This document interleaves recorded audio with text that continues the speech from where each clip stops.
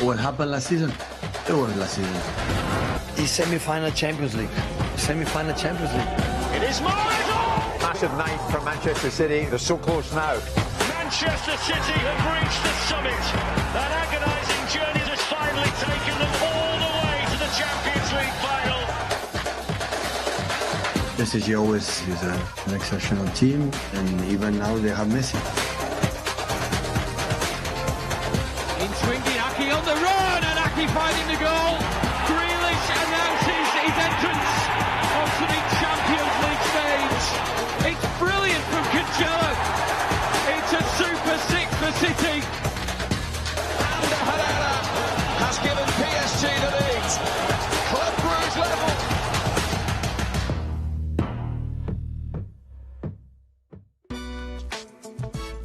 Good evening, everybody, and there is our trophies. They've gone on a little holiday to Paris, and don't they look glorious?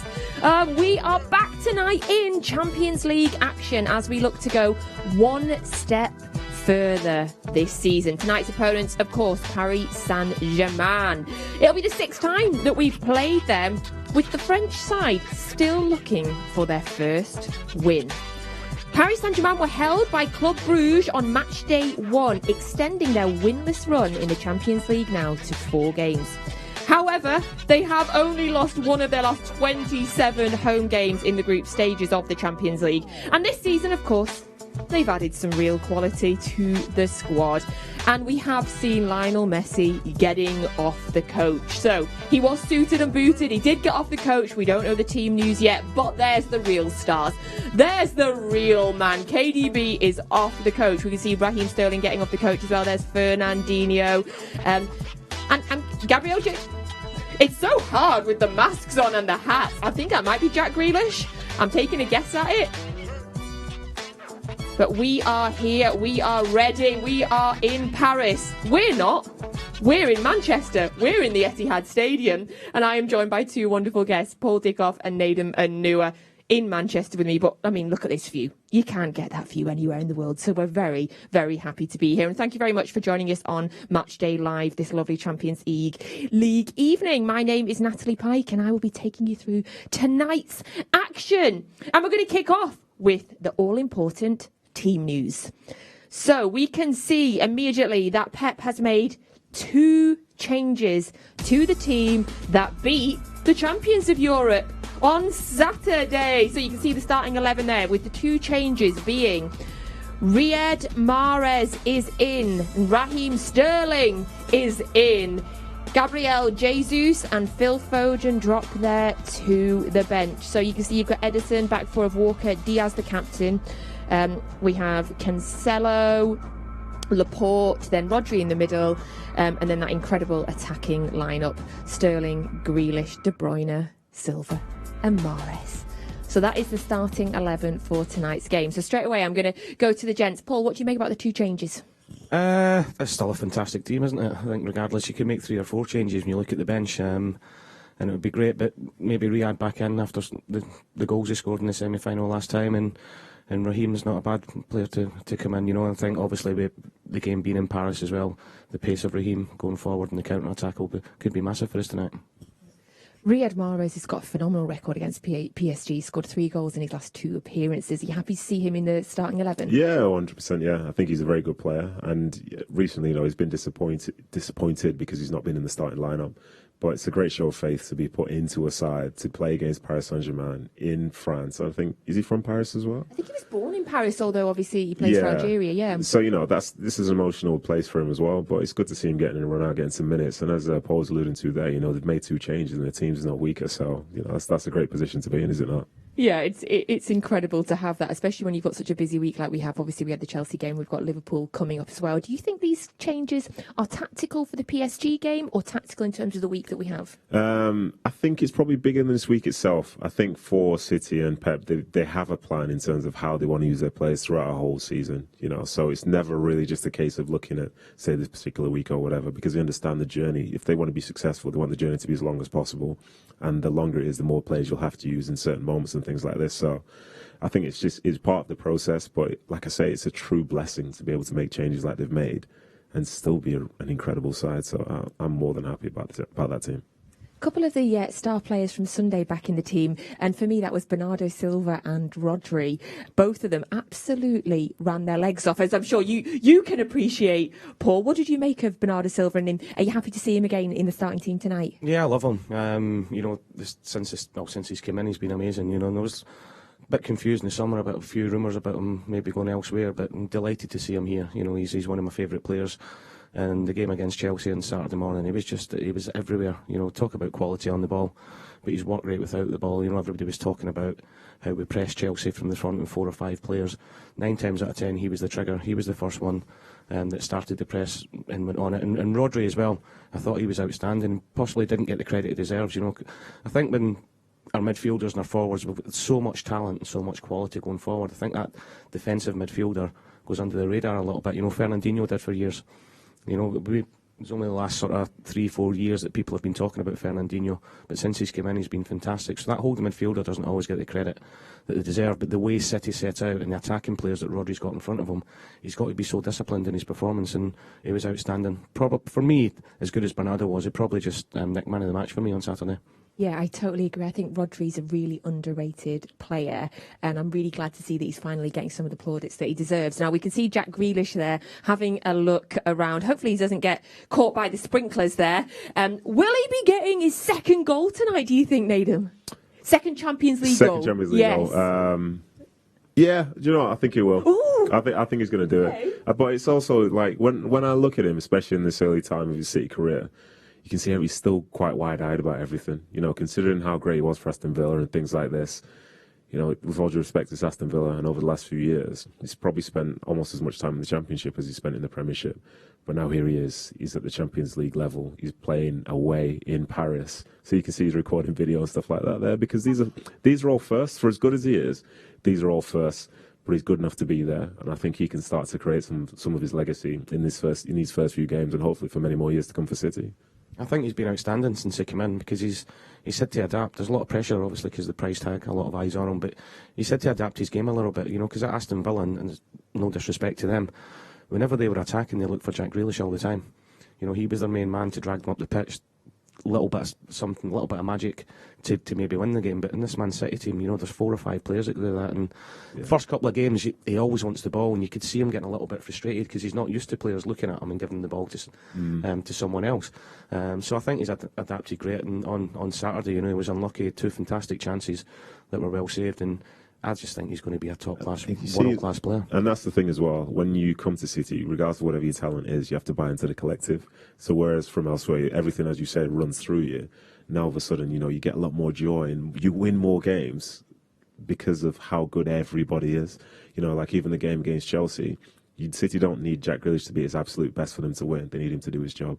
And that must be such a weird sort of mentality for people, because, you know... Especially when he's been the main man for so long. Exactly, yeah, exactly. But now it's literally a bunch of main men that come together to be successful, and that must be a fantastic team to play for. Oh, I like that. And I like those shots of Jack Grealish. They looked like the only City player that had gone out there, so he was fully like taking this Champions League moment in, which I love. Now, another man that I love, and this is going to surprise some of you all, a little bit left field, but what a treat for you all. We only have Nigel de Jong, pitchside in Paris, to give you some thoughts on the game ahead. And Nigel, how are you feeling about today's game? I'm feeling good. I'm feeling very positive. I'm feeling very comfortable as well, even though that we're playing against a great squad as PSG with a lot of individual qualities, we know that. But I'm feeling good, so I'm biased, of course. So I will always go for City. I think it will be a good game, and we will nick the win at the end with 2-1. So now I'm looking forward to a clash of titans, as they say. Lovely. And how have you found Paris so far? Do you have a chance to have a look around, see the sights? Yeah, of course. This is my first time here in the Parc des Princes. So I never played here as a player. So it's the first time that I come here as a fan, obvious. So it's a great stadium. Let's hope with the stadium being full again after what we seen last year without fans. So it's good that the fans are back again. I'd love to see it with at least a little bit of a couple of Man City fans as well, cheering the team on. But I know everybody back home will cheer the team on to win today. And speaking of the fans, have you got a message for them? The only message is that keep supporting the Blues. And they know that I always support City, so CTID. You know what that stands for? City till I die. So come on, Blues. Perfect. Thank you. Yes, I absolutely love that. I love how our reporter out there just grabbed him, was like, Nigel's here, grab him, get an interview with him. Obviously, he's still following the Blues. I would love to get him on this show. If either of you got his number, can you give him a ring? Hold on. When the chairs are filled and you're asking to bring someone else on, like, so who's dropping out? Especially when we're stuck here and he's in Paris. Yeah, you know what I mean? exactly, What's all that about? I'll drop out. You can interview them all and I'll watch. No chance. Did you play with Nigel de Jong? I did, yeah. I did. Just a really, really good player, really good guy, like tough, so competitive.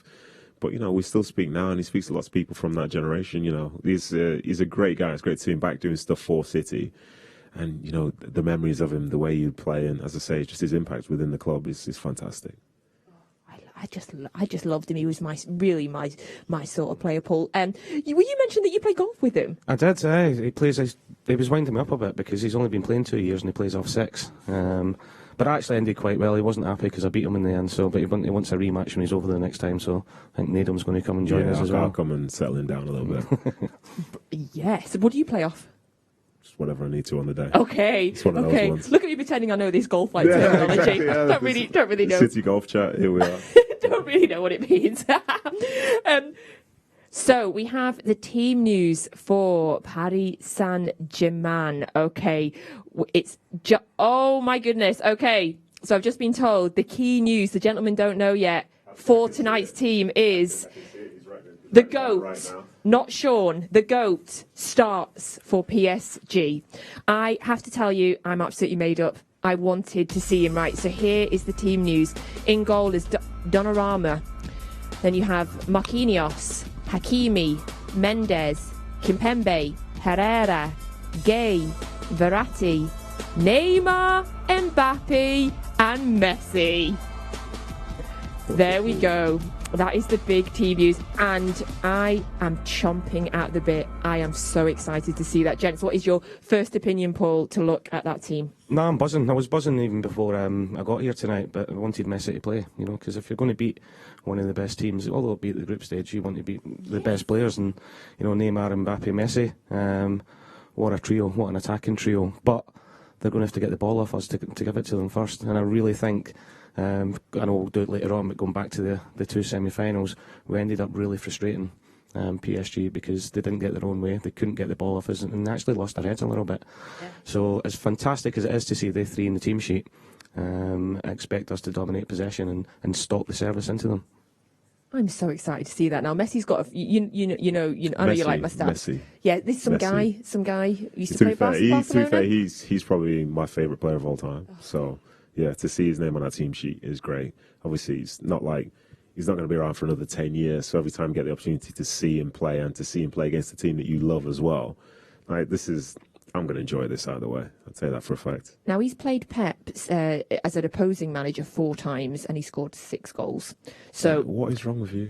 Nat, what's wrong with you? He's probably done that with every manager, though. Yeah, it's not just Pep, do you know what I mean? Yeah, Messi scored 6 on me, yeah. That's because you know, has he scored, like, is it 500 goals, something like that? 600? 700. 700. So, yeah, he's probably scored a few against some managers, I'd say. Hasn't scored for PSG yet, though, Nedum. Okay, there we go. She's done it again, hasn't she? She's done it again. I'm really looking forward to it. I've been saying all week I wanted him to play because I want to see our defence. I think to become the best, to become the real best, you've got to put yourself up against the best. And I cannot wait to see Diaz and Laporte and the rest of them play against him. It is, but I think looking at our team, they would have wanted to see him play as well. You know, and they did, you know, if depending how the game goes tonight and Messi wasn't playing, people will say it's because Messi wasn't playing. You know, if you want to go away to a stadium and a team like PSG, you want to play against the best players. And we've got world-class players in there as well, and they'll really rise to the occasion. You know, when you see Messi in the team sheet, you've got to go, right, I want to show them that I'm as good, if not better, to be in the same pitch as them. And that's the mentality through the whole team. Hey, here's the thing for you. As I look at City's team and the bench there, I think there's only one player that's older than Messi. So most of those players for City at some point would have looked and seen Messi playing before they started their careers themselves and recognised how important he was to football in that time. So to get the chance to play against him, to potentially and to play against him for Man City in the style that you play in, in some ways, I'd be motivated to just be able to walk off the field and have Messi give you nod and say, "Well, you guys are good. You're good." This is what a great opportunity. I think that they'll buzz off that tonight. Yeah, 100%. Knowing that they're on the pitch with Messi and want to prove that they're as good, if not better. Especially people like Kevin De Bruyne, best midfielder in the world. He'll be going up against Messi tonight, saying, "I'm going to show you who's the main man." That's the mentality they've got.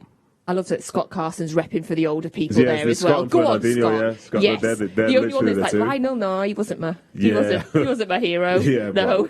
Well, you say that, but to be fair, they've both been around for... to be fair, Scott Carson's not that old. Scott Carson's maybe a year older than me, so let's just relax on that one, okay? Okay. Let's relax on that one. I totally agree with you on your point, though, in terms of, wanting to walk off the pitch knowing I gave Messi a great game. For me, the idea that if we can beat a PSG team that contains these three players that everyone's been talking about, the confidence that'll put in us and the message that sends around the world, I mean, that's incredible. Listen, for me, within football, you can send messages every week or whatever, but it needs to be successful messages and stuff like this, because they could do really well here and then do nothing for the rest of the season. So you don't want to necessarily overreact to anything. But for City, I think, for me, the reason they're better than most teams they'll ever come up against is because their ceiling is so high, and any time they touch it, they do something which other teams can't do. So, as I say, if you can take part in this game here, playing a style and playing a manner even similar to what you did against Chelsea, results never guaranteed because that's football itself. But when people watch City, they watch City because they're going to be entertained, because the way they play is so unique, and I think they are very capable of doing that, and that's what I'm looking forward to seeing today.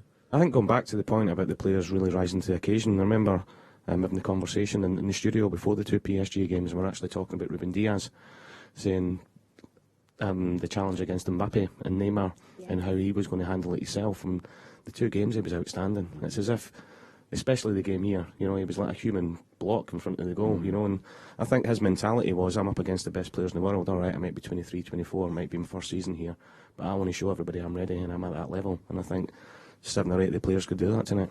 And he's got even better in that short period of time since that game. 24, now the club captain in his second season. Did you see at the end of the Chelsea game, he took his top off, he had the captain's armband on, he's thumping his chest at the fans, and I was just like, this guy's for me. He's fully bought into it. You can see that, in terms of just what he's like as a character, football means a lot to him. And he's come into City and can see the club means something to him, the fans mean something to him, his teammates do. And I think that's why he was essentially voted captain, because that's not happened by accident. They've not given it to somebody who maybe the players don't respect. You can see he's commanded that respect in year one, and he's obviously got the credentials to be a great captain for City, so I'm all in for it. Oh, I love Ruben Diaz. Right, if you are just joining us, welcome to Matchday Live. The headlines for you is that City make 2 changes to the team that started against Chelsea. With Mahrez and Sterling coming into the team. And the big news from Paris Saint-Germain is that man, Lionel Messi, starts the game tonight. PSG with the front three of Neymar, Mbappe and Messi. And we cannot wait for it. Cannot wait for the game tonight. Cannot wait to see how our boys go and fit up against this PSG team. And I cannot wait for kickoff. Now, if you want to ask the lads a question as well, by the way, we're doing this brilliant new WhatsApp for you this season. So you can send in any questions for Paul, any questions for Nedum about the team, about tactics, about their career, anything you want to say to the gents, you can WhatsApp that in. We'll pop the number up in a minute for you. Get your questions in quickly as well, because we get loads. So get them in quickly if you'd like to ask the gents a question. So we'll be putting that WhatsApp number on the screen for you in a minute. And there you can see our man Kevin De Bruyne getting off the pitch. I think he's going to be the best player on the pitch tonight. I'm putting it out there. Yeah, I get that. Do you know, can I just make a point? I'm not really someone to really, really big up stuff that shouldn't be bigging up, but that tracksuit is clean, by the way. Seeing them get off the bus, woo, I think that's a win already. That tracksuit is special. I have to get me one of those. You want one now, don't you? That was a little hint there, to be fair, because I've played and because you've played, we couldn't really wear it around because it's a bit suspect, but that is a quality bit of merchandise. Do you know where you could wear that? Go on then. Here. Right here. Puma, come on. Man needs a tracksuit. Large. And by the way, Paul and I are wearing... extra small. Yeah. Nedum missed the memo about tonight's outfit, because obviously we saw the players on Saturday looking incredible in these, so Paul and I followed the memo. To be fair, clearly they only had one size available, so it wasn't going to work out for me, was it? Right. Right, we're now going to do my new favourite feature that we have on the show. It is called Cryptic City. So we show you a series of pictures. You have to work out by looking at the pictures the name of a former City player, legend or current player. Now, this season, I've specifically told our team not to tell me the answers because I like to play along. So you've got to look at the 4 pictures, see what you see. Is that Anne Hathaway? I think that's Anne Hathaway. And then you've got to put them together and you've got to get a City legend or current player. Now, we love getting your answers in. If you could use hashtag Man City, tweet us in who you think it is. We've been doing this season. Obviously, what are we, 8 or 9 games in now? It's so popular, by the way. It's so popular with you, and it's also so popular with our team that make them as well. Nedum, have you got an opinion yet? No, not yet, to be honest. No. That's a good one, though. It is. I'm usually good at things like this. I nailed the last one, but no, I've not got a clue. I have to have a little think about that one. Yeah, I am. I'd like a little minute to think. I haven't got a clue yet either. If you know, tweet us in because nobody in the studio knows yet. I'm going to not watch the game and just concentrate and focus on That's a lie. On that. No, Yeah, that was a lie. no, so just big it up. I've got it. Just big it up. Oh, you've got it. Yeah. Don't tell us. Don't tell us. Don't say a word. You confident? Very, yeah. Okay. See if you can match Paul Dickov, everybody. Send us in your suggestions. Hashtag Man City. So, playing Paris Saint-Germain tonight. Now, there actually has been a handful of players that have played for both Manchester City and Paris Saint-Germain. I'm going to go to the gents. Quick, off the top of the head. Paul, can you name one? What, Played for both clubs. He wasn't listening. Unbelievable. No, I'm still making sure. Unbelievable. He's still thinking about Cryptic City. Player for both. Of my generation that I played with, I would say Silva, Distan and Anelka. Yes, and you played with a couple of them as well. I did. Well, played against Sylvan and with them. Played against Nicholas and then the famous Georgie Weah. Georgie Weah, yeah. And there's one more. There's one more really famous one that you played with. You may have played with Ali Benavia. Oh, what a player. What a guy. What a player. Very good, yeah. Very good. I mean, those 4 insane individual players there. I want to have, first of all, a chat about Nicholas Anelka.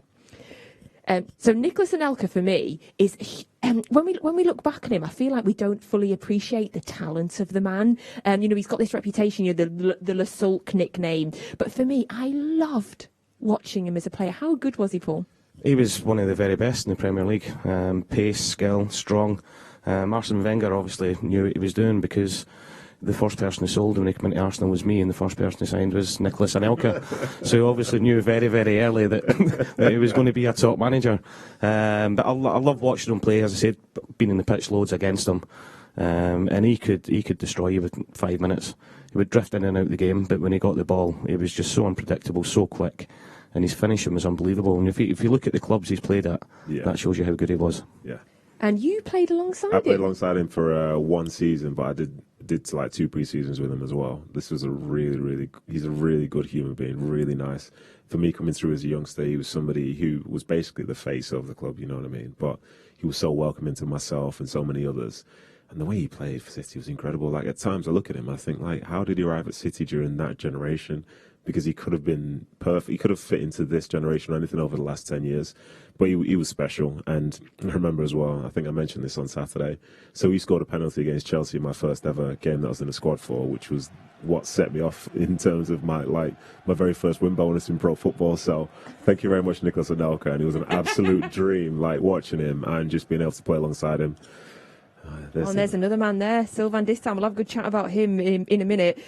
You both played against Anelka as well. You both played against Anelka in a 2-0 defeat at home to Bolton. My stat pad tells me. How was he to play? Well, how was he as the defender? How was he to play against? Listen, Nicholas Anelka is one of the best strikers that's played in the Premier League. I don't know what else I can say to sort of confirm how good he is. And every time we played against him, whether it was in training or on a match day, it was always going to be a real test. He wouldn't necessarily always get the better of you, but you knew you were in for a game. And with certain players, at any moment they can do something special. And with that, you're always wary. And that's, to be fair, similar to what's going on today, in my opinion. Like Ruben Diaz and stuff, you can go out and try and prove a point against these guys, but they're so special that anything could happen at any point. And sometimes you hold your hands up, and I think Anelka was one of those players. Sometimes you went, I've got nothing for that. Yeah, and as a fan, that's brilliant. You're just like, he plays for my club. We're going to have a look at some of his goals now. So these are the first ones that he scored for the club. This was against the Everton game. Now, do you remember this one? Because he thought he got the hat trick, but they ended up giving the free kick as a deflection. So only two goals. That's super harsh. That is harsh, isn't it? Yeah, that's poor. That's so poor. And do you know what I was reminded of before in this game as well? Sean Wright-Phillips got sent off. How right, he did. That wasn't an accident. What happened? I don't. It was for being too small. You're the only one that could say that. But yeah, I mean, his first goals, absolute typical Anelka. Look, he's picked up the ball there. Yeah, it's bad news for a defender at that point there. Four of them round him. Exactly. As soon as he got into the box, you know, it was a massive issue, and a little shush to the Spurs fans as well. I wonder why that was. Absolutely loved the man. Another man that I loved as well was Sylvain Distin. Sylvain Distin, you both played with him, you both know him. 206 appearances for City. Scored 6 goals as well. Go on, Sylvain. 206 appearances for City, though. Insane. He joined a newly promoted City instead of staying with Newcastle, who he'd been on loan with. So he came to us. We've seen him there on his debut there with Nicolas Anelka as well. What was he like as a player, Nedum? So for me, my very first season as a pro was, look at this guy, off he goes, look at the speed, go on Sylvain. But yeah, my first season as a pro, I was playing right back, and I had Richard Dunn to the left of me, and to the left of him was Sylvain Distin, and in front of me was Sean Wright-Phillips. You must have felt safe. It's probably the easiest introduction to pro football in an unfamiliar position you could ever ask for. But he was great as a professional, as a player. Like, those were the years where those 3 players were probably the most important for City because they were incredible. Donny and Sylvain seemed to be taking turns being player of the season. They're both like captain material. And again, like, I keep stressing this point, but here we go. Go on, phenomenal. Sylvain. Make a decision. What are you going to do? What are you going to do? Go on then. And off he goes. Yeah, exactly. As a young as a youngster, going back to the early 2000s, it could be very hard at times to go into a dressing room, you know, and try and be yourself. But there were a group of people who tried to be as comforting as possible and do the best that they could to make sure you could get into the team and do well in the team. And he's somebody who I still look up to this day. And I think with him and Donny, you know, I spent most of my career basically trying to be what they were like as people in that dressing room at the time when I first came through. And he started off at PSG, did our Sylvain Distin. So he played 171 times with Richard Dunn. That was one of my favourite times as a City fan, was when it was those two in defence. They were so solid. I haven't got it on my notes. Did you play with him, Paul? Yeah, I played against Sylvain and with him in my second spell here. You know, when I played against him, he actually lost his head with me a little bit. Understandable. It was my first game back at City since I'd left, and Sylvain was obviously. Do you know, he was a fantastic player, wasn't he? Strong in the air, quick. And I thought I'm maybe not going to get anything out of him if I try and take him on pace-wise, or obviously not in the air. So I just got in his ear from the very first minute, and towards the end of the second half, it was strange for Sylvain because he was such a calm guy, wasn't he? Yeah. But I just must have got to him that much that down the bottom end here. He just turned round, there was a throw in, and as we're running back, he's backing into the box, and I'm running towards him, and I'm like, giving it all this, and he just lost it and just pushed me in the face. I ended up getting the penalty and scored, and I actually think he wanted to kill me after the game. To be fair, I did as well. Yeah, I think most people in the stadium did that day, actually. Right. And so I just kept out the way, and then later on that week he only moved in next to me and ended up being my neighbour for a few years. So I literally had to go over and say, "Hi, Sylvain, you okay, mate?" Was he all right? Did he become friends? It was fantastic. Yeah, and lovely family, lovely guy, but what a player as well. 100%. And this is amazing. You're going to like this one, this stat. He still holds the record for the most outfield appearances in the Premier League from a non-British player. He played 469 times in the Premier League. That's an insane stat. That is. And, you know, there's obviously a level of quality that's required to do that, but then there's a sort of like availability and robustness to it as well. And having the desire to go out there and do it week in, week out. Because not every one of those games will be the equivalent of playing for a side who's trying to win trophies every single year. You know, he's putting himself out there and he's loving the game, he's loving defending, he's making himself available. And like I said before, I spent most of my career trying to be like him and Richard Dunn and so on, because their impact was so great. Like with Donny and Sylvain, say if I was on the bench, I knew I wasn't going to come on. Like, unless one of their necks is literally snapped in the middle of the field, I'm not going to come on. because that's how tough and how reliable they were, and that is basically what's summed up in the fact that he's played that many games. I think that stat there about Silva just shows you how good he really was. Yeah. You know, you think the amount of foreign players that we've had here over a long spell as well, and amount of quality foreign players we've had, and to him to be the top Premier League appearance out of any foreign player to come here just says it all. But fantastic guy first and foremost, but what a player as well. Yeah, for sure. And he had, talking about having such a great career, there he was. We've seen him playing there for Everton. He looks moody, by the way, but he does smile. He does enjoy himself. He's focused, I like it. Yeah. And that's when he was at Bournemouth. And was his last club, I think. We beat them 5-1 that day, so no wonder he's not looking it's not ideal. It's not ideal. Particularly happy there. Quite a few teams have felt that from City, so it's all right. And by the way, if you've been playing in a team with Bert Troutman, you still weren't coming on with a broken neck. Well, yeah, that's a nice little reference there. The hardcore get that one. Okay, and the last man we're going to have a quick chat about is George Weah. So, former World Player of the Year, and all of a sudden he signs for City. And I've got to tell you, back then I was a hardcore fan and was literally just like, what is going on? Paul, you played alongside him 5 times. Oh, now let's have a look at this one. You'll like this one, Paul. I don't know if you missed that there. If we see that again, this was his first goal, his only goal for City. Do you remember anything about it? I just remember him the first day he came to the training ground, and everybody just thinking, wow, George Weah is here. That's your assist? Don't get... That's his assist. I'm giving him it. Yeah, that's 100% an assist. Desperation. See, George Weah would never score for Manchester City if it wasn't for me. There you go. But that, look, you've seen he's the World Player of the Year, what he'd done, and then to actually see him coming into training. I remember our first pre-season game was at Stockport County, and I ended up playing up front alongside him, and I was just in awe of the amount of times I was there. And I think that they were expecting a few thousand for the pre-season game, but ended up being sold out because just everybody, not just City fans, but everybody wanted to see George Weah coming to play. And talk about his time ended up not the best way. I still say at the minute that he probably had enough of me, because when George got left out the team, we were playing Bradford at home and I'd been in the bench, and Joe Royal actually started me ahead of George, and I think George actually thought, this is the level I've got to now.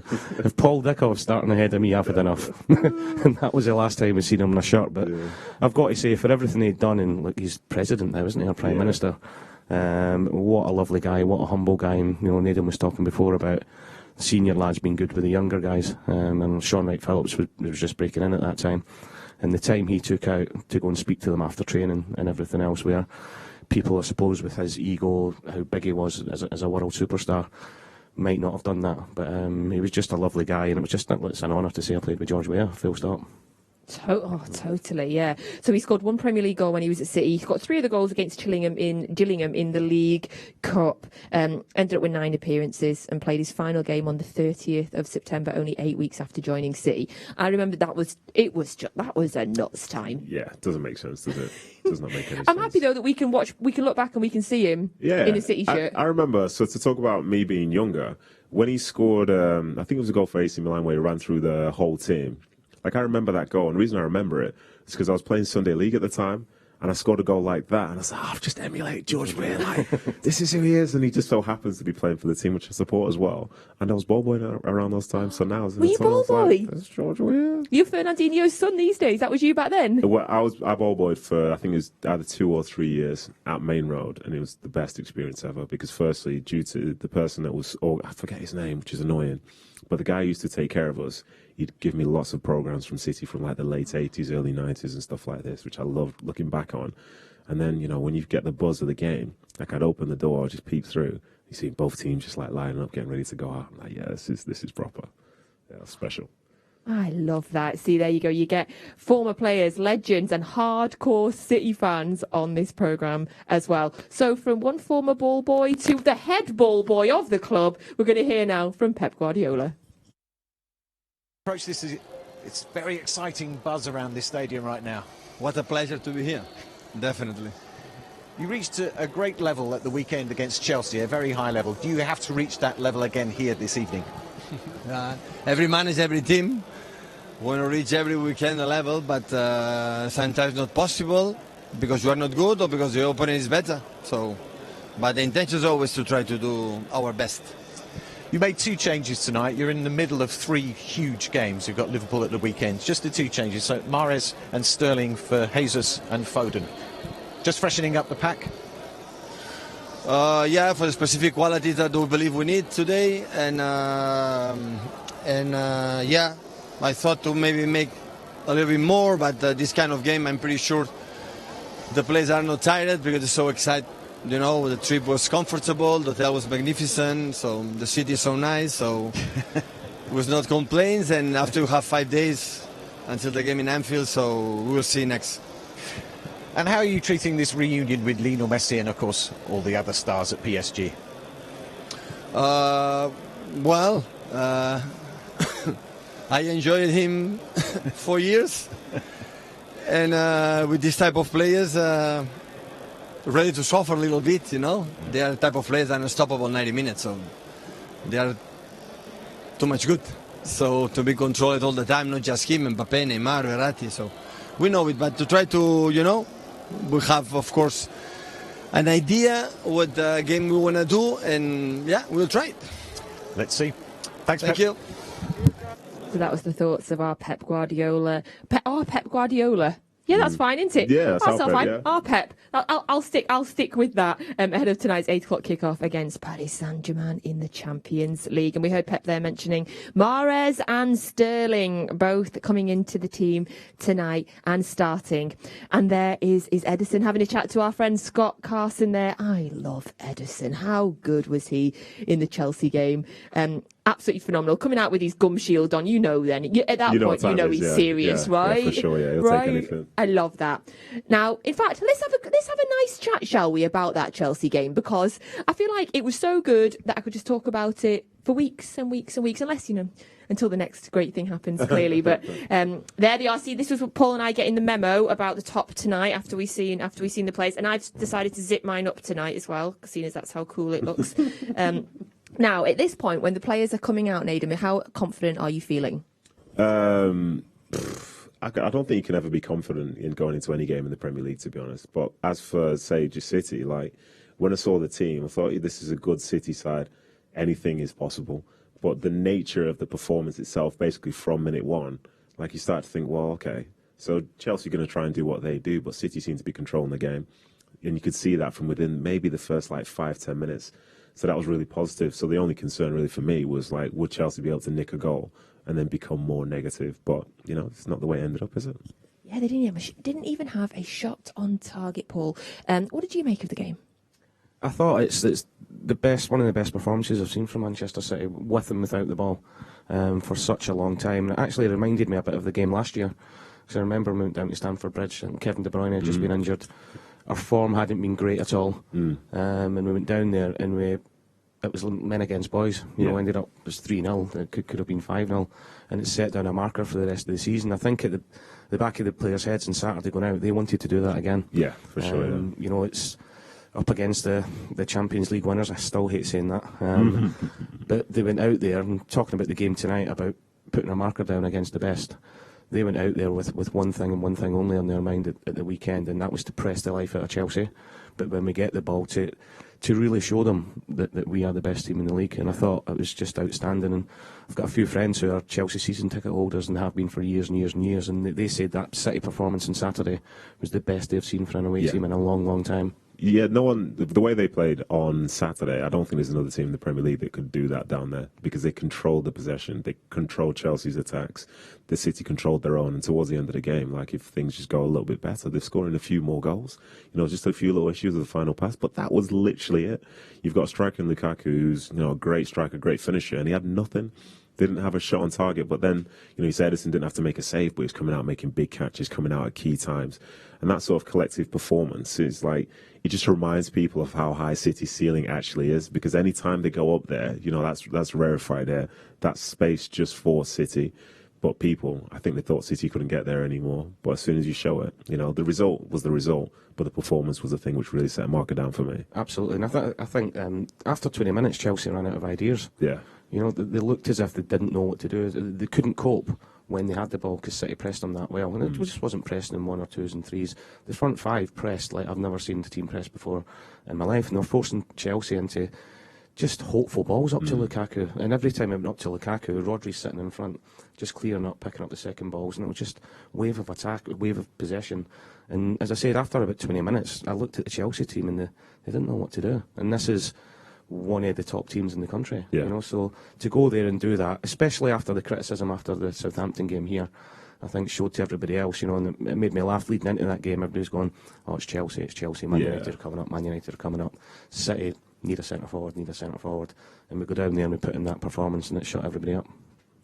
It really did. And I was so excited as well, obviously, because we got to see Kevin De Bruyne, Phil Foden and Jack Grealish all starting for the first time together, which, you know, is phenomenal. And we know how Jack Grealish feels about our Kev. Yeah, for sure. It was nice. It was positive, and the thing is, you know, it can get better as well. And also, I need to make this point here because, you know, in the summer it was very heavily publicised that they were looking for a striker. But in the last 18 months, some of the best performances I've seen from a football team in England have come from City without having a recognised number 9 playing through the middle. So I get it, and like I look at today's team, I get it, and I'm here for it. I've got a lot of time for it. That's the thing, though, Nedum. You look at Mahrez, Bernardo, De Bruyne, Grealish, Sterling. They could all play in that position tonight. Yeah. Throughout the 90 minutes, we could have 5 players playing as that 9 because they interact and they cause defences so many problems. How would you cope with it? It'd be a nightmare. I'll be completely honest with you. Looking back at the game on Saturday, I'd rather be going up against the Lukaku and Werner than say what City were doing, because a goal could come from any single person along that line. And they're moving in a way which is non-traditional. So instead of thinking, well, I'm going to go into this game and try and win my one-on-one battle with person X, it's like, well, they've got 5 players here. Like, where am I supposed to go? How are you supposed to deal with this? It doesn't matter whether you've been playing for a year, 10 years, 15 years. Like, that's a different sort of threat, especially when, you know, you can't. If you try and stop, if you put all your focus in stopping Lukaku and Werner, Chelsea on the weekend looked like the next person to score might be Marcus Alonso. If you overemphasise trying to stop Jack Grealish, there's Phil Foden, there's Kevin De Bruyne, there's Bernardo Silva, there's Raheem Sterling coming off the bench, Cancelo can chip in with a goal, you've got set pieces, you've got like everything, and that is truly what is scary about Man City. That's a great point, saying about whether you've played for a year or for 10 years. I watched Thiago Silva in the second half, who's unbelievably experienced, won everything, top international, and even he was getting sucked in to go in with the false 9, and he was getting people running in behind him. And you could see him afterwards in his head thinking, what am I doing? Yeah, you're desperate, like, there's nothing, sorry, this is getting really technical. No, it's really interesting, enjoying it. You're desperate sometimes, as a defender, to be involved in the game. But it's easy to be involved in a game when there's somebody standing right alongside you. But when they're not, it's very easy to get, like, itchy feet and think, well, I'm just going to go in here. But as soon as you do that, that's what they want. That's the most experienced player, yeah, so exactly. It just shows you what's happened in front of them for the previous 60, 70 minutes of that. And it's frustrating the life out of defences that they come up against. Yeah, for sure. I love this tactical talk. I just sit and you just see me like tennis, like looking back at both of you. Thank you. I'm sure everybody at home's absolutely loving that. And we were just seeing the PSG team warming up there, obviously Lionel Messi, and we were seeing the City team warming up as well. Gents, what chance do you think that this might be 0-0? Any? Nah, it's not 0-0. I'm gonna go on that hill and say it's definitely not going to be 0-0. I think you've both killed it now. There's no way it's absolutely 0-0. killed It's impossible that it's 0-0, purely because I think for the amount of attacking talent on the field, and you know, especially when I lean towards the PSG side, like in terms of attack, they're 10 out of 10. Defensively, they're not there. You know, and there will be splits, and at some point the game might become open. Whereas for City, you know, they're going to defend and attack together. But for PSG, like Mbappe, Neymar, and Messi on the field together, it's unlikely that they won't score. But then Mbappe, Neymar, and Messi on the same field leaves a lot of space for other people elsewhere. So I'm anticipating both teams scoring. So the 0-0 is definitely not going to happen. You can count that in, lock it in. Yes, right. We've got you because we don't usually get a score off you, so that's decent. That's a lot. That's a lot for me. Yeah, that's a lot for me. Yeah, that is definitely not 0-0. Yes. Thank you for sending in all your WhatsApp questions. Absolutely loads of them have been coming in for the gents. I'm going to try and rattle through as many as I can now. We'll probably use some more at half time as well. So if you would like to send some more in, please do that, and I will try and get them to the gents. So, Nedum, first one for you. What do you think of the Laporte-Diaz partnership in comparison to the Diaz-Stones partnership? We've not really seen a Diaz-Stones partnership this year, so yeah, it's tough to do a direct comparison. But one thing I'd say about the Diaz-Stones partnership last year, it essentially got City a Premier League title when they were a million miles off the pace, got them to a Champions League final, got them to an FA Cup semi-final, and got them to a League Cup win, although to be fair, Laporte played in the final. So I just think that there's so much competition for places back there that it's a good thing, because even though Stones hasn't played many games this season, I could see him in this team now and think, that's great. I think he's a phenomenal player. So, they're looking good together. But City have options again, and that is a true blessing to have 3 or 4 centre-backs who literally are at the top tier. It's keeping them all on their toes, though, isn't it? Yeah, 100%. I mean, last season you would have said it's nailed on. I know John's been injured, but it was Diaz, Stones. Now Laporte's come in, and he's been outstanding because he knows that he can't afford to. Exactly, yeah. 3 or 4 games to feel his way back into it. He knows he's got to hit the ground running because he's got John Stones waiting to come in. And when John gets his chance, he'll be the exact same. Yeah. Love it. Thank you. That question came from Jack Hamnett as well. Thank you so much for that, Jack. Right, Paddy has asked about playing against somebody you've looked up to. During your careers, could you pinpoint anyone in particular that you came up against that you were particularly excited to show off or clash with? It's every game for me, that. Yeah. Do you pinpoint, I'm going to clash with him today? I used to get in the tunnel and look at the biggest person in the opposition and think he's getting it in the first 5-10 minutes. Yeah, I can confirm that is true. For me, I think it was my second or third start for City in the Premier League, and it was away to Arsenal at Highbury. I was playing right back, and I remember ball got played down the channel, and I was marking Perez at the time, but Perez didn't go for it, and then so I ran towards the corner. Next thing to and he squared me up in the corner at Highbury, and I thought, whoa, here we go. So that was special. We drew 1-1 that game. Sean and I put one in the top corner, but then the other moment is actually to do with Messi, because I think it was with City actually. So we played in the Galfarm Trophy, not Galfarm. Thomas Cook? No, it wasn't that. It's their version, Barcelona's version. And we played the first game of the season, then we went over to Barcelona, and we actually won the game 1-0. But Craig Bellamy scored. But I remember we didn't enter their half in the second half. But there was a point where Messi came on, and he's like, it wasn't like a human being. He even came on the field. There was something that was just different about him. He had this aura. I thought, wow, this is special, because they brought on him, Iniesta, there's Dani Alves, Ibrahimovic or whatever, and but Messi walked on, and it's nah, this is a different type of experience there. So you played against Messi? How played did you against learn Messi this? at the new camp and won 1-0. And Sure. I remember Dunny after the game lifting the trophy, and it's the most embarrassing trophy lift you've ever seen. We were taking it back then, though, right? We were nowhere near it second half. Bellamy scored first half, second half. It was outrageous what we had to go through to leave that stadium. It was outrageous. Every trophy counts. Yeah. I bet back then I was madly cheering for that trophy. Yeah, you would have been very nervous for 45 minutes though, but yeah, I know what you're saying. Yeah, you know what I'm like. Yes, I would have been. I love this question from Clary. Paul, she said, my 8-year-old Toby would like to know, how hard is Kevin De Bruyne's kick? Very hard.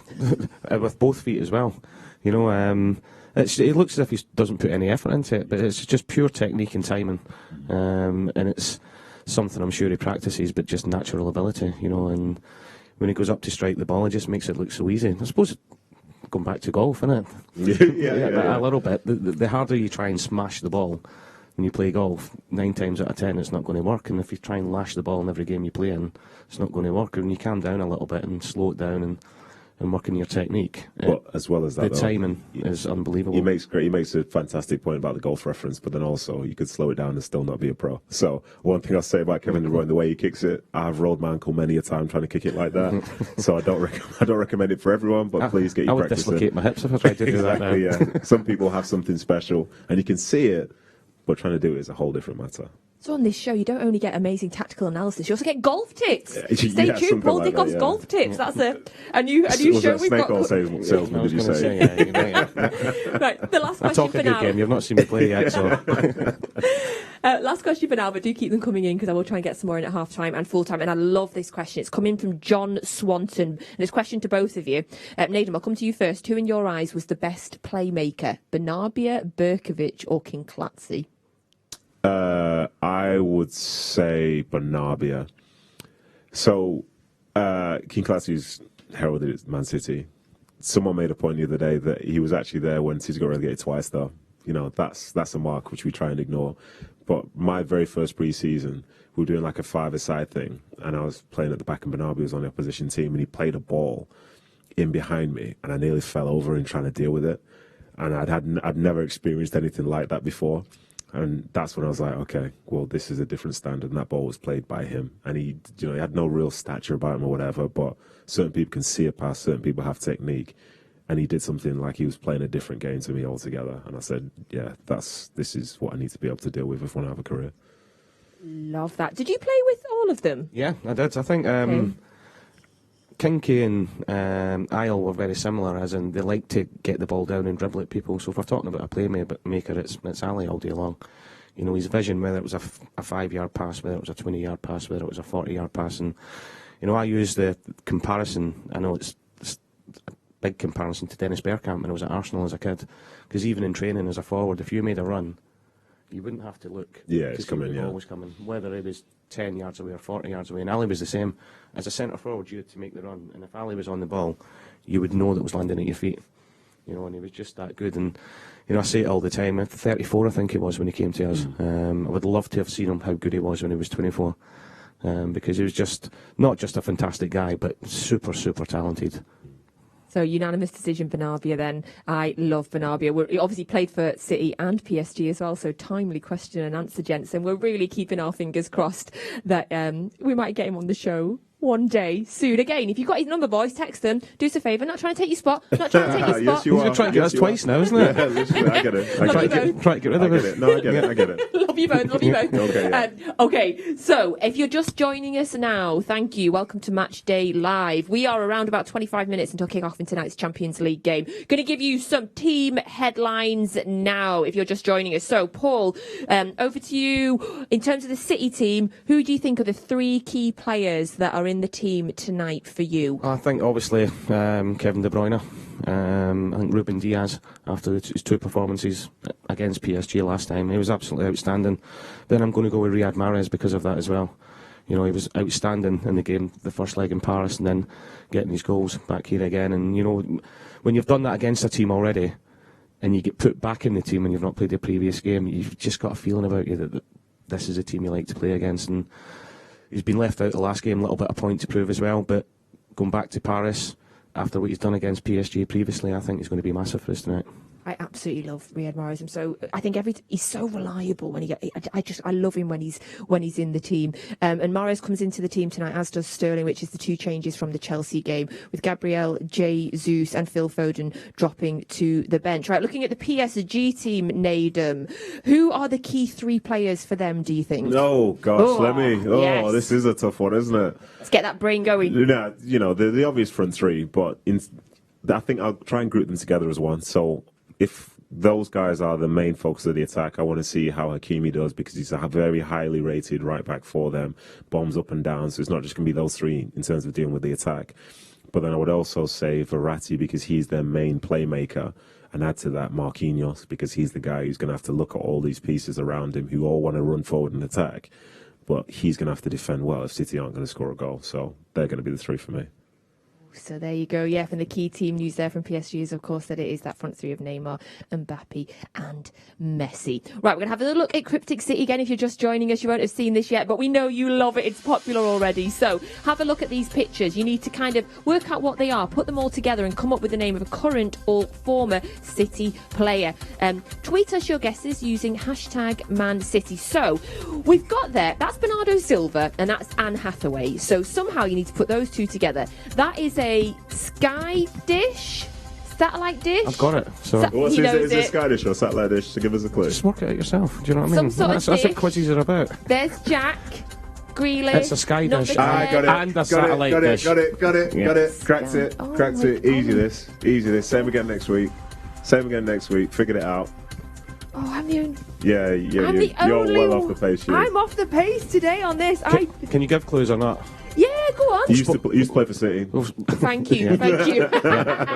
Used to. That's a clue. Used to. Yeah. We've spoken about my lot on this show already. Yeah. Oh, hold on. No, she still doesn't get it.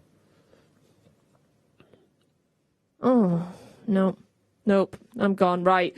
We'll see it again before the end of the show and then at half-time. So get your guesses coming in there. It's a good one, that. Shout to the gallery, that's a good one. I'm really, really letting myself down today. But yes, a shout out to the gallery there, as Nedum said. It's a reach, but I get it. Is it a reach? It's a reach, yeah, but I get it. It makes sense. I love this. Yeah, I love this Cryptic City. Do you like this better than the one where we used to muddle up the player Well, you know, I was giving the gallery credit, that one was too easy, wasn't it? Yeah, it was. But this one, You've got to think about this a bit more. Yeah, exactly. We'll get you working. Get you working while you're on this show.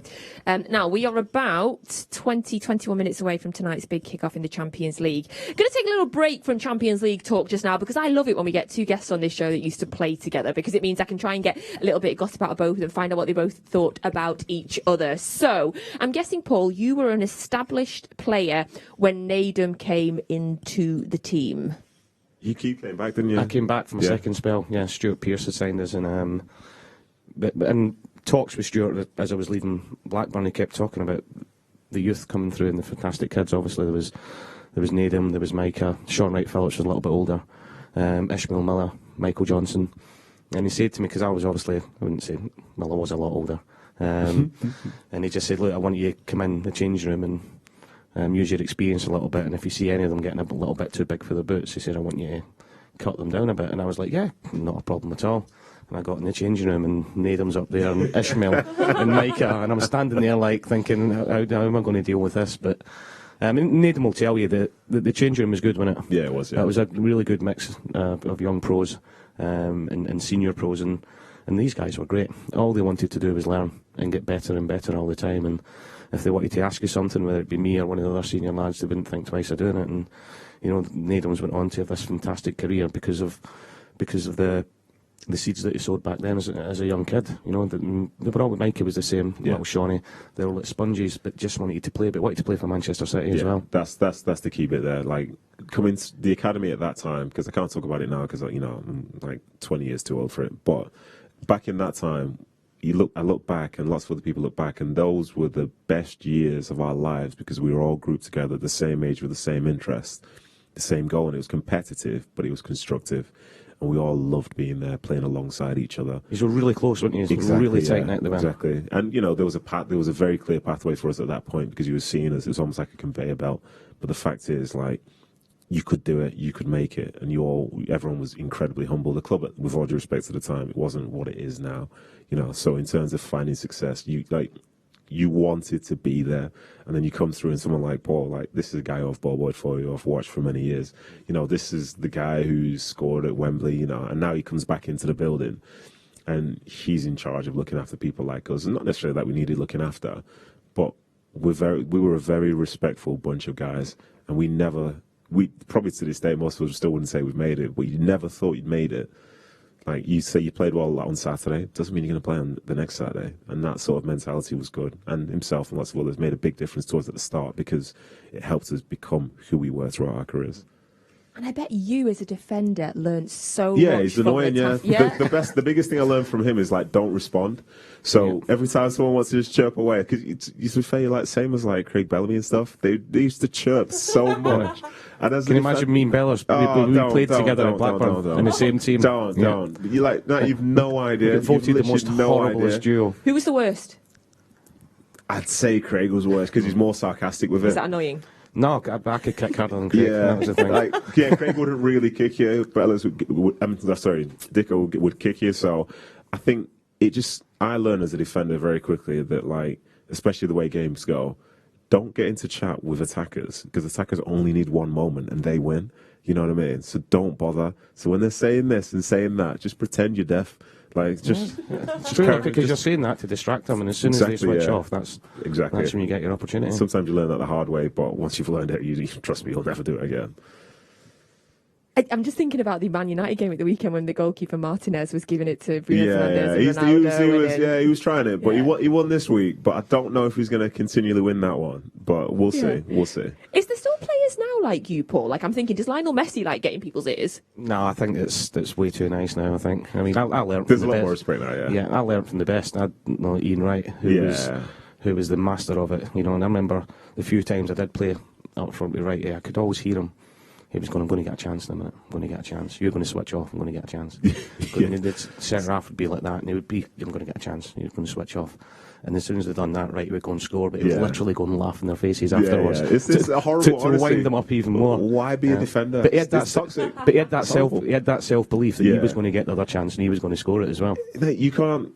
As a defender, you can't say anything until the final whistle is gone. And that's a horrible position to be in. You could be having the best game of your life, And the guy's talking to you, but you can't say, yeah, but you've not scored yet. Because all of a sudden, someone just pokes it in, is a hero, and is laughing at you. And as a striker, you can miss 3 or 4, but just get that one moment to switch off. It's horrible. It's such a horrible thing. Like, even say with Craig, one thing which he was, like, in terms of the sarcasm, I remember being on a pitch with him, actually, and we were playing against Middlesbrough, and he was saying to this guy, oh, what's your name again? You're having a really good game, You're having a great game.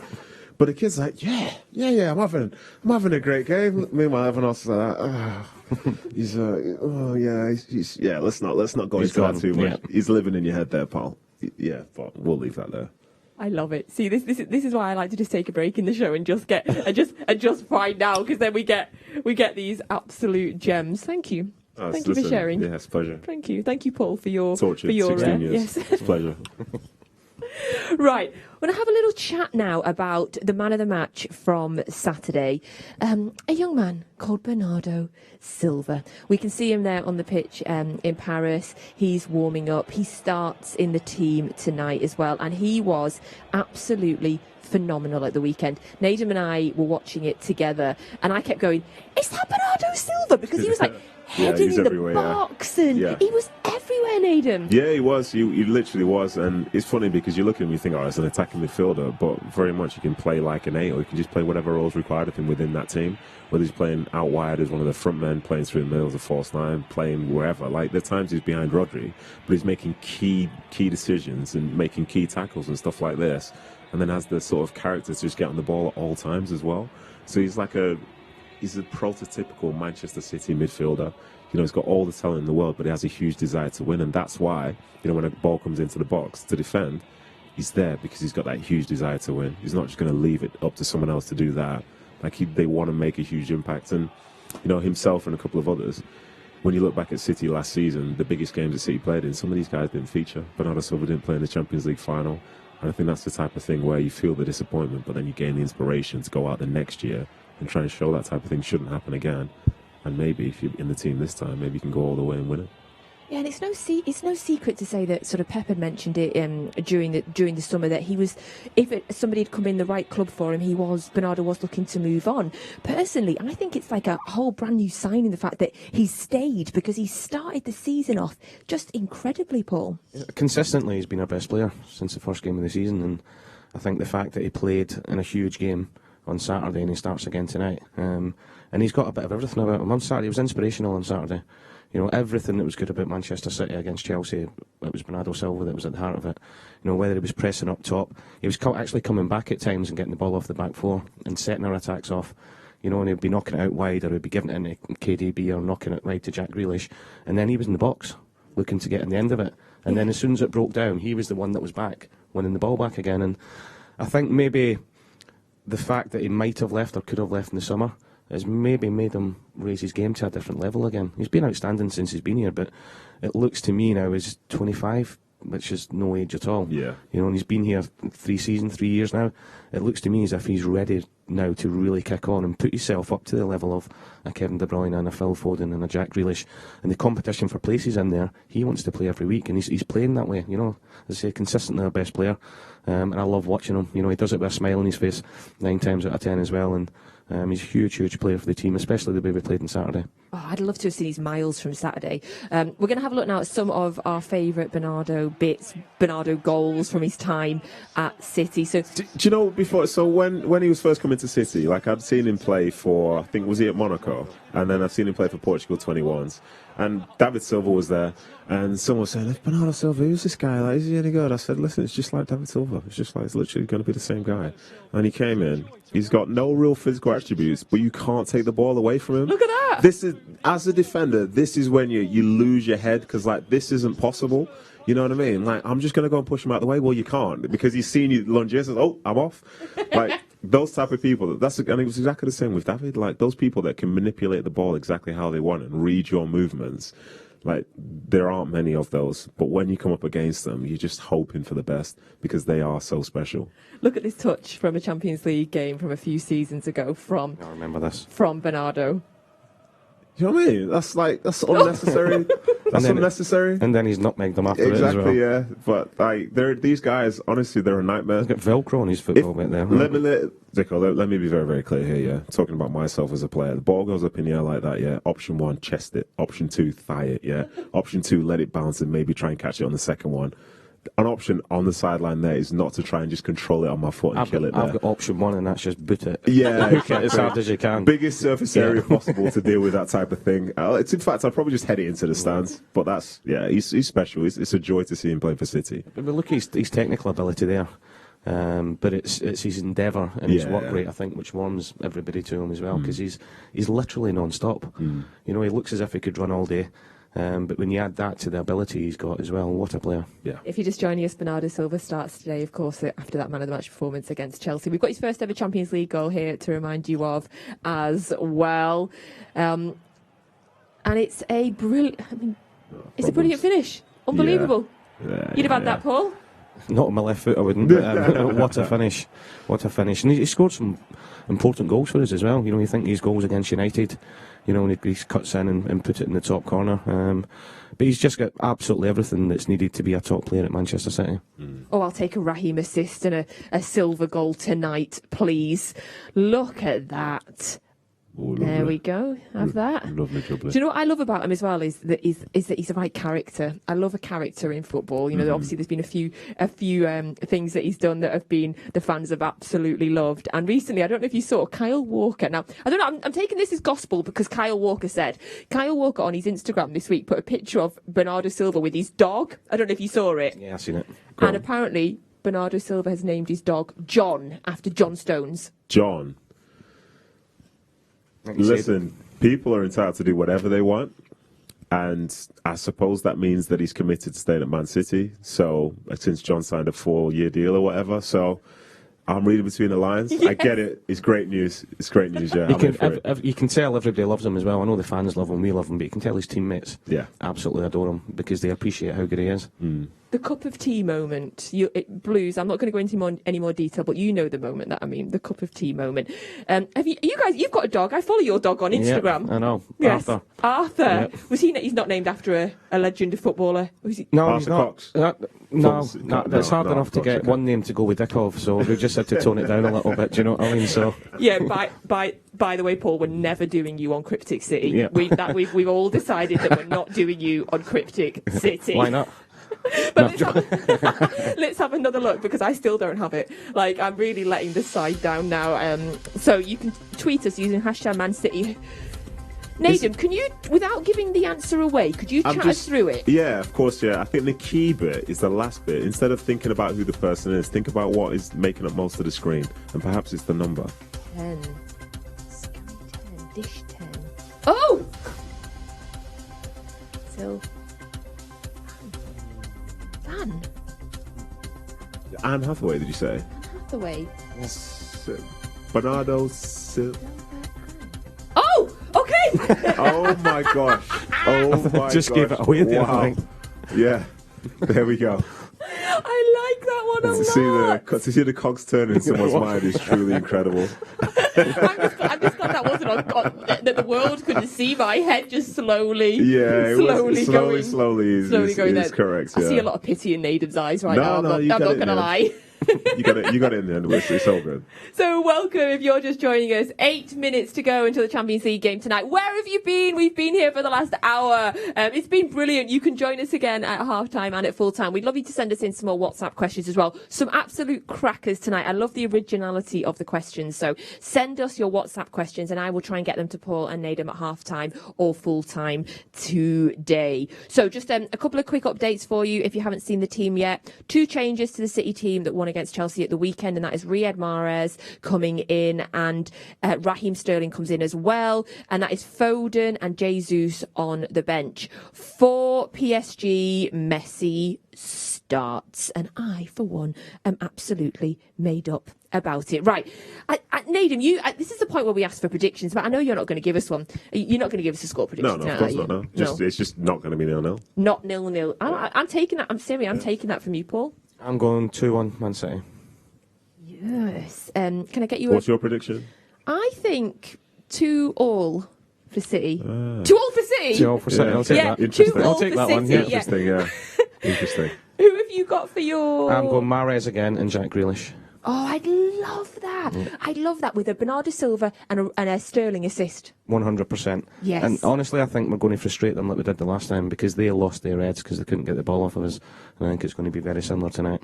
Yes, I'd love that. Right, you've heard it here first. Not 0-0 and 2 goals there for City. So the best place to get your full match commentary is on the Manchester City app, and it is with the wonderful Alistair Mann. He's a proper blue. You know it's a place you can trust to go for your commentary. We've got kick-off in less than 5 minutes now. So enjoy this Champions League fixture blues. We'll all be back at half-time to hopefully be dissecting some City goals. We'll see you then.